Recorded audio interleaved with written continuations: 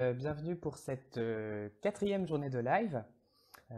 Donc pour les personnes qui nous rejoignent, nous avons lancé un dispositif de live donc pendant 3 semaines, du lundi au jeudi à 17 heures. Donc je serai présent avec des interlocuteurs de l'ESITC Caen pour discuter de différents sujets autour de l'école.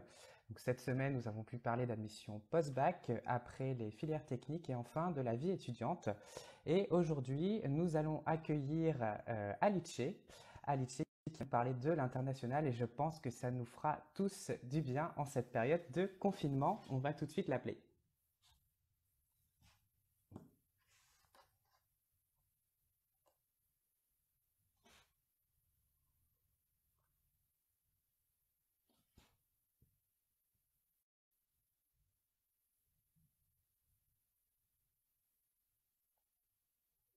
Donc, en attendant qu'Alice nous rejoigne, nous allons épingler le sujet du jour.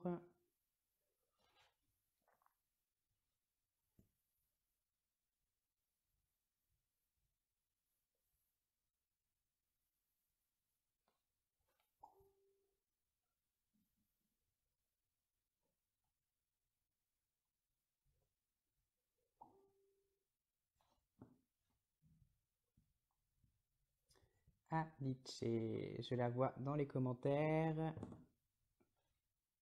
C'est parti.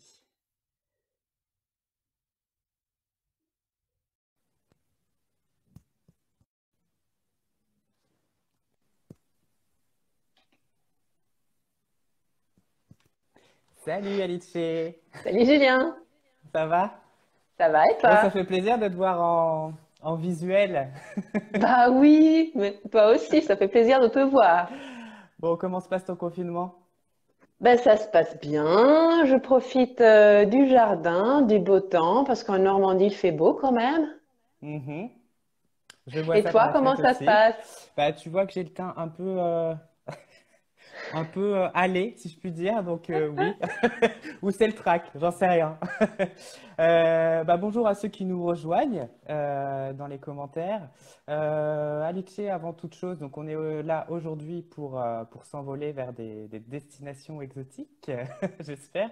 Est-ce que tu peux nous dire ce que tu fais à l'ESITC Caen? Oui, donc bonjour à tous et à toutes. Je suis Alice Pedrotti, je suis chargée des relations internationales à l'ECTC Caen. Donc, je m'occupe des relations internationales avec les universités partenaires. Je m'occupe des élèves qui partent en échange académique à l'international. Je m'occupe aussi de ceux qui nous rejoignent à l'ECTC.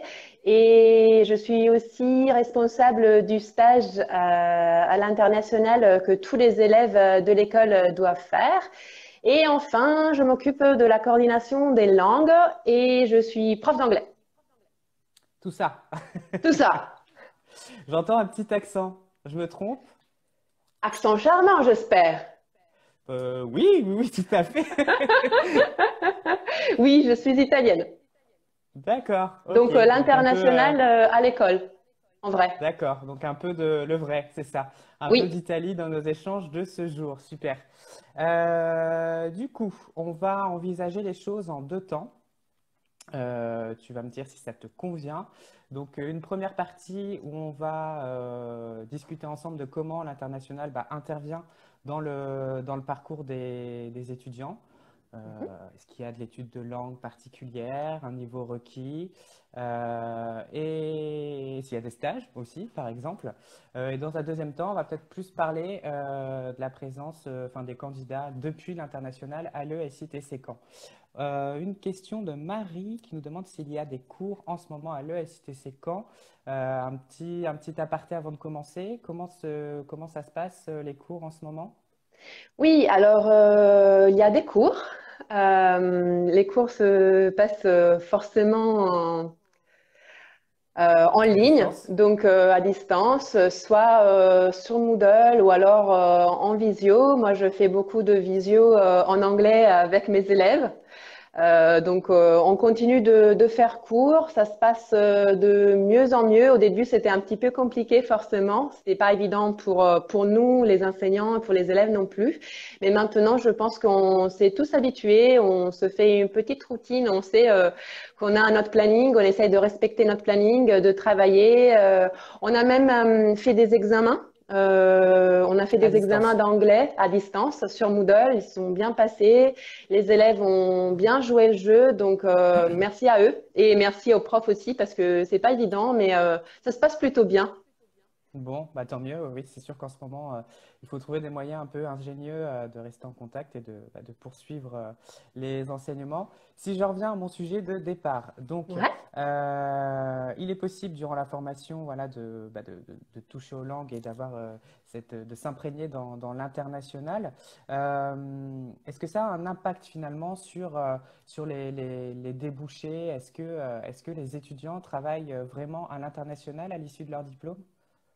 Alors oui, on a environ 20% des diplômés de l'école qui travaillent à l'international, essentiellement dans ce qu'on appelle les majors, donc les grosses entreprises Mhm. françaises qui sont présentes à l'international, Bouygues, Eiffage, autres. Essentiellement, oui, les entreprises françaises. Alors, ça peut être des CDI, mais il y a aussi des VIE, des stages aussi à l'international. Mais effectivement, les ingénieurs en génie civil sont de plus en plus présents à l'international. La formation française en génie civil est reconnue à l'international. Et puis, même sans aller à l'international, il est important de savoir manager des équipes, même en France, qui sont de plus en plus internationales. Donc, avoir cette compétence en langue est important, mais aussi cette culture, management de plusieurs cultures, management d'équipe, voilà, ouverture D'accord. culturelle. Bon, bah, ça fait rêver de pouvoir avoir des parcours comme ça à l'étranger. On salue tous les gens qui arrivent au fil de l'eau dans la conversation. Avant d'en arriver là, finalement, est-ce qu'il y a des prérequis en termes de langue? Est-ce qu'il y a des langues obligatoires, par exemple, ou, Oui, alors à l'école, pour les élèves qui intègrent en première année, donc ce que nous on appelle le TC1, l'anglais et une deuxième langue sont obligatoires. Nous exigeons à la fin de leur scolarité un niveau B2. On va peut-être en parler tout à l'heure, mais Mhm. c'est quelque chose qu'il faut pas, bon, dont il faut pas avoir trop peur. Je sais qu'il y a beaucoup d'élèves qui ont peur du TOEIC, mais vraiment, évidemment, c'est quelque chose qu'on regarde dans les candidatures pour l'admission à l'école, mais on prépare aussi les élèves à atteindre ce niveau TOEIC avec des TD, des cours de conversation, des cours en ligne, des projets qui se font en anglais. Voilà, donc il y a beaucoup de choses qui sont mises en place pour l'anglais. Et puis, comme je le disais, il y a aussi d'autres langues. En première, deuxième année, obligatoire, une deuxième langue vivante. Et à l'école, on propose l'espagnol et l'allemand. D'accord. Alors, j'ai une question sur les admissions master. Donc, oui, les admissions sont toujours en cours Oui. pour les masters et les bachelors. Je rebondis sur les langues, du coup, pour suivre notre fil conducteur. Alors, Mhm. oui, l'anglais, enfin, je pense que l'anglais, c'est une langue qui est devenue un incontournable. Est-ce que, donc, tu me parlais d'un niveau B2, B2, c'est c'est quand ça. même Oui. c'est un niveau assez ambitieux. Alors, on va vous expliquer pourquoi. Donc ça, c'est une exigence qui vient de la CTI. Donc la CTI, c'est un organisme qui s'appelle bah, la Commission des titres d'ingénieur, donc qui contrôle les formations d'ingénieurs, qui permet aussi d'attester d'un certain sérieux des établissements de formation. C'est une sorte, voilà, il nous délivre une sorte de cahier des charges qui nous permet aussi euh, de délivrer un diplôme d'ingénieur qui est viable et qui est sérieux.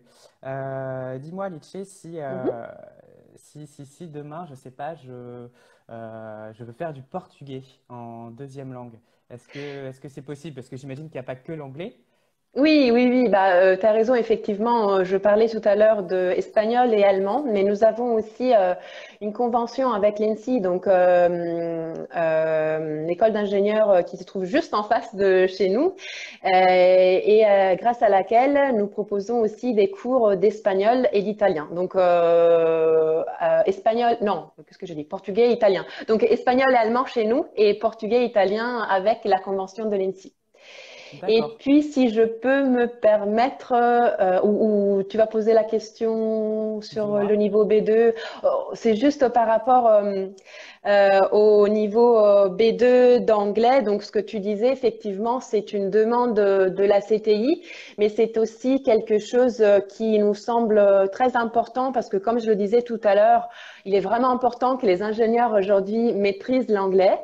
Et Mhm. aussi parce qu'en quatrième année, nous avons des cours qui sont délivrés en anglais et on D'accord. en a de plus en plus. Et puis en cinquième année, on a une option sur les ouvrages maritimes et fluviales qui est entièrement en anglais. Donc c'est vraiment important que les élèves maîtrisent l'anglais et pour ça, on met tout en place pour que ce soit quand même facile pour eux.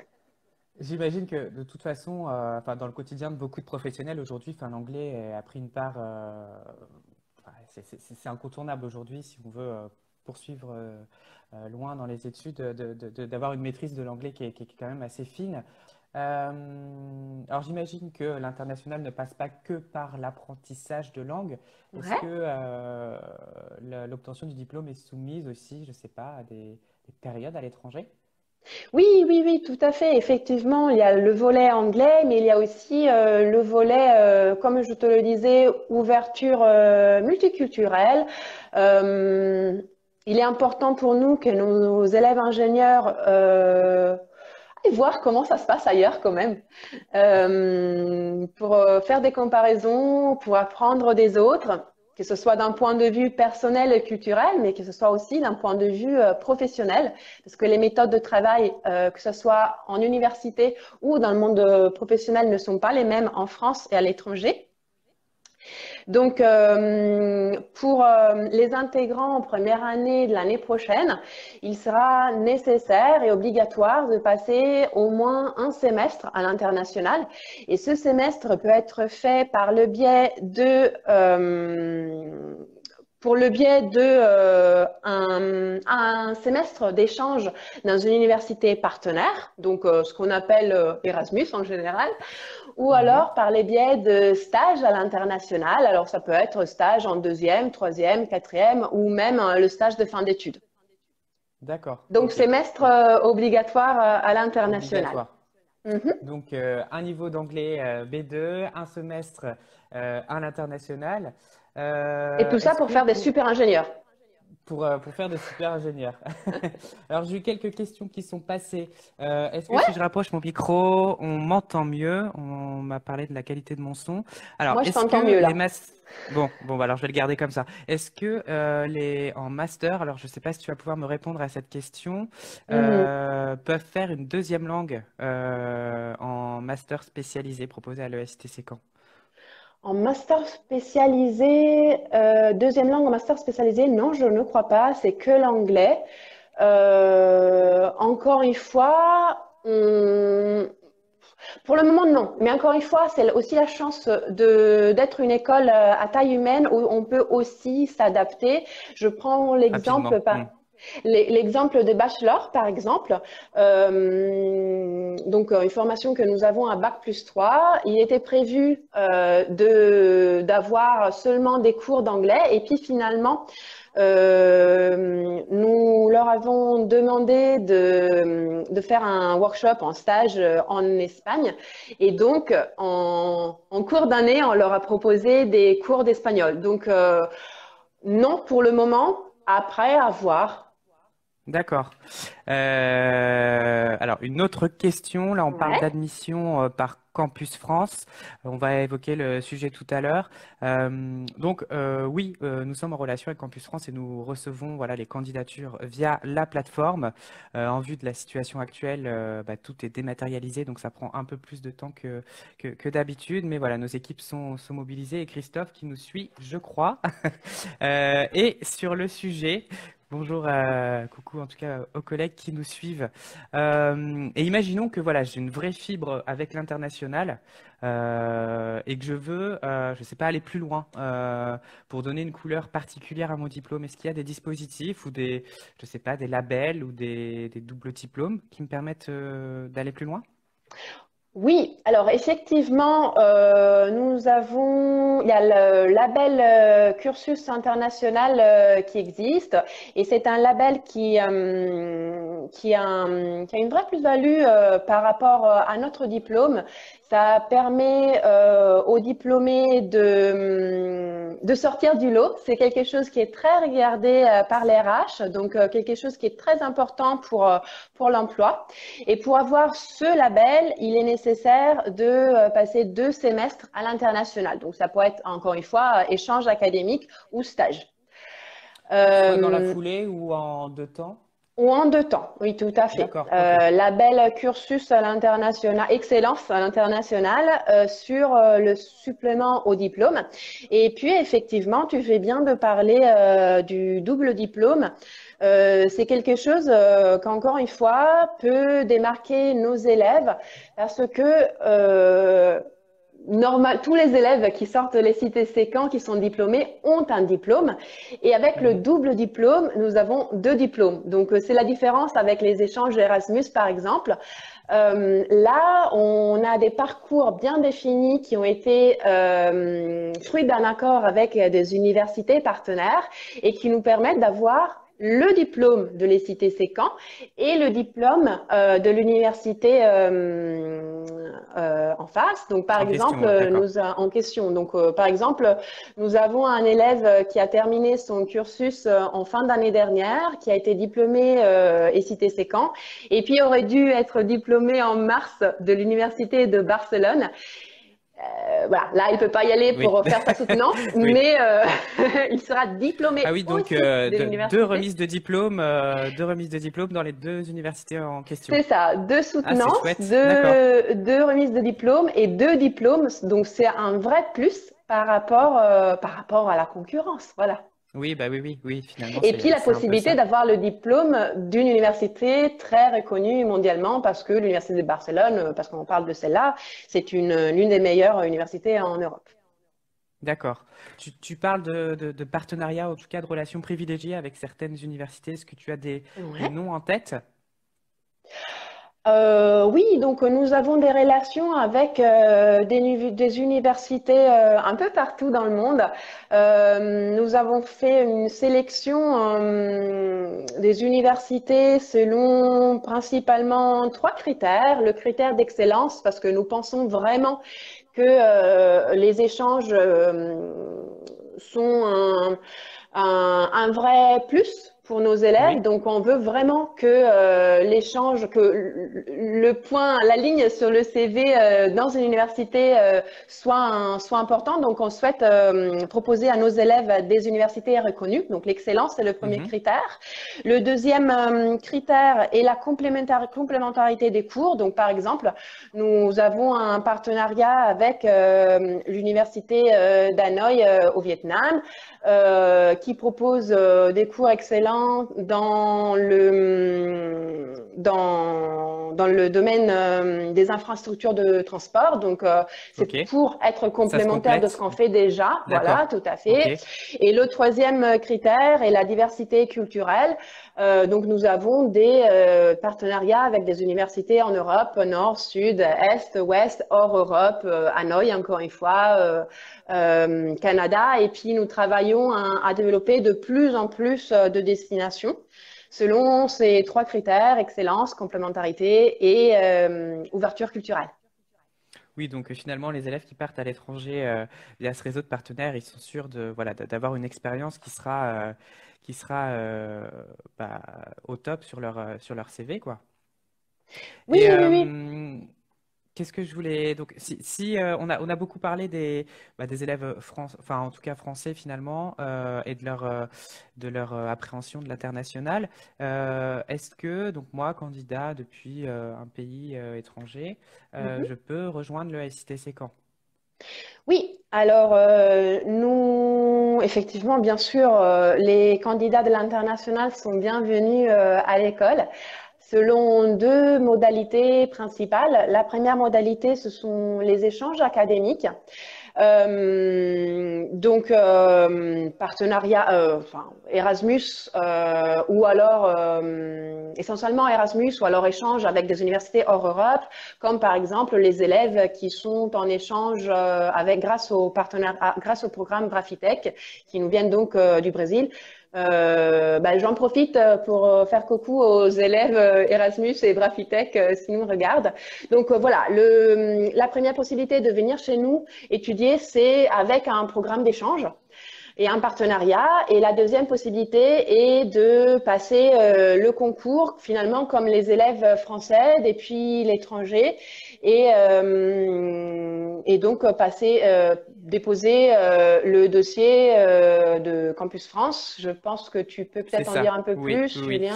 Alors, bah, Campus France, donc c'est une plateforme voilà, qui est dédiée à ce type de projet. Donc, c'est une étude, voilà, un dossier à déposer et puis suite à l'avis donné par Campus France, après, c'est une procédure propre à l'école, plus classique finalement. C'est ce qu'on évoquait tout à l'heure. Donc là, les traitements des dossiers Campus France est en cours. Donc pour les candidats de l'international, pas d'inquiétude.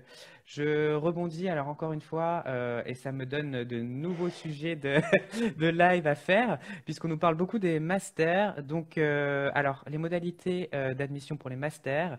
Donc, ce sera effectivement un dossier et un entretien visio pour la personne qui a posé la question. Toujours pour nos candidats depuis l'international. Bon, disons, alors c'est vrai que c'est quand même à la fois humainement, peut-être financièrement aussi, un investissement assez lourd de venir X années dans un pays étranger, peut-être aussi loin de ses proches, faire ses études. Est-ce qu'il y a des formats, peut-être non diplômants, plus courts, qui permettent de venir en France et puis de travailler sur des thématiques de la construction en lien, je ne sais pas, avec des professionnels, des étudiants français à l'ESTC Caen?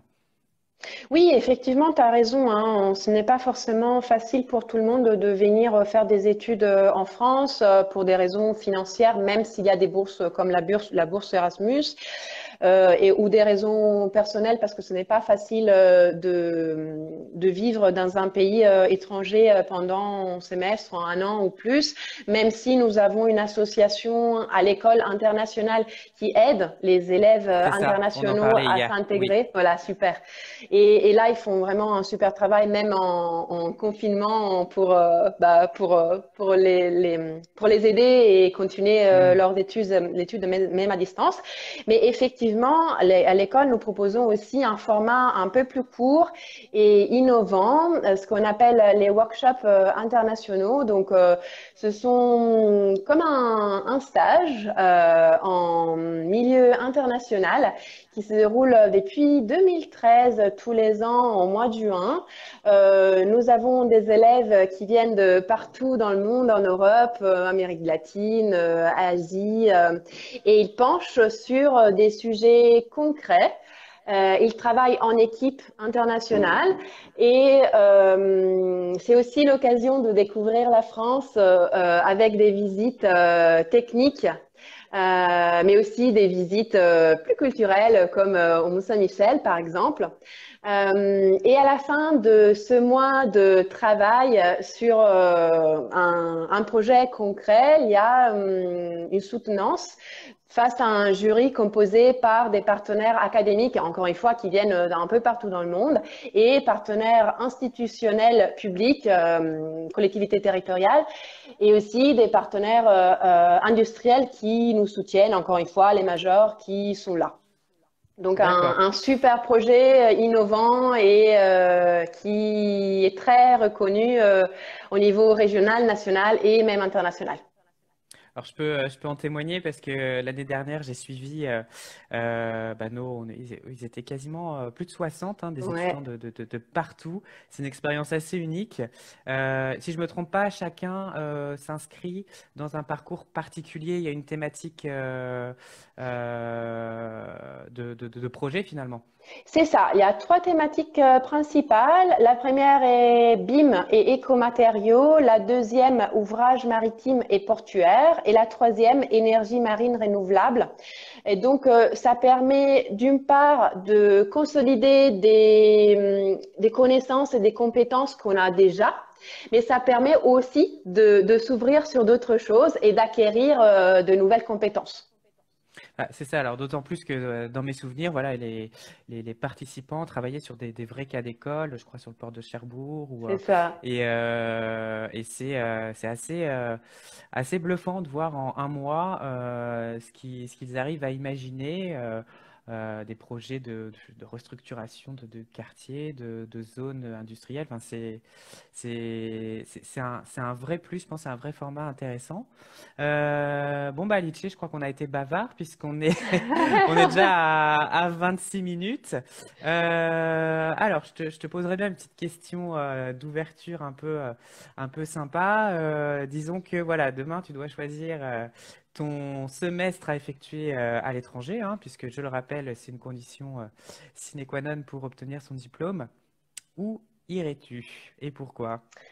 Ah, très bonne question. En plus, oui, ça me fait repartir des années en arrière. Je me sens très jeune. Merci, Julien. Mais Alors, nous sommes jeunes! merci, c'est sympa. Alors, je pourrais partir. Je pense que la destination, si je pense aux partenaires que nous avons Que actuellement, nous avons, le, oui.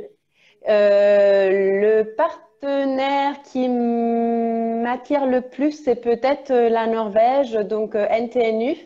Parce qu'ils sont spécialistes de la construction durable, de la construction bois, les matériaux naturels. Donc, c'est quelque chose qui m'attire.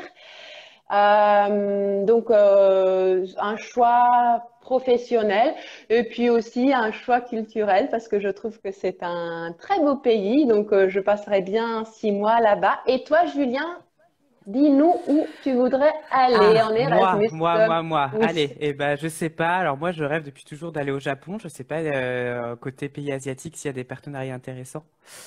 Sinon, je me glisse dans ta valise, si ça te va. Ok, on y va. On part ensemble. Bah voilà, ce live va toucher à sa fin. Alors, si un dernier aparté, on nous a reposé la question sur les procédures d'admission master spécialisé. Je pense qu'il serait intéressant de faire un live spécifique sur les masters Oui, ultérieurement. Et puis, de toute façon, la semaine prochaine, on aura notamment un live avec Monsieur Carpentier, Guillaume, sur les ouvrages maritimes, qui en connaît aussi un rayon hein, sur les masters. Mais voilà. Pour rappel, c'est bien dossier puis entretien. Vous avez plus d'informations sur le site web esctc-camp.fr dans la partie master spécialisé. Merci Alice.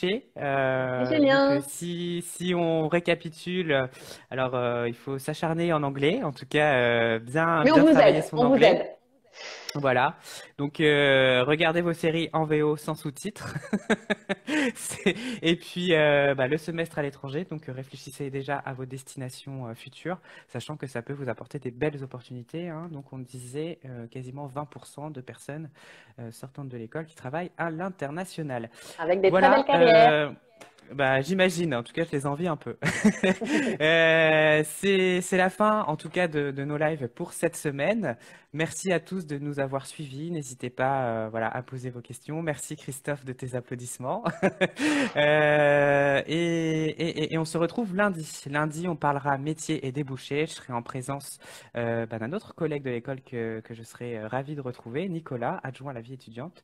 On parlera voilà, des différents métiers que l'on peut envisager avec notre diplôme en poche.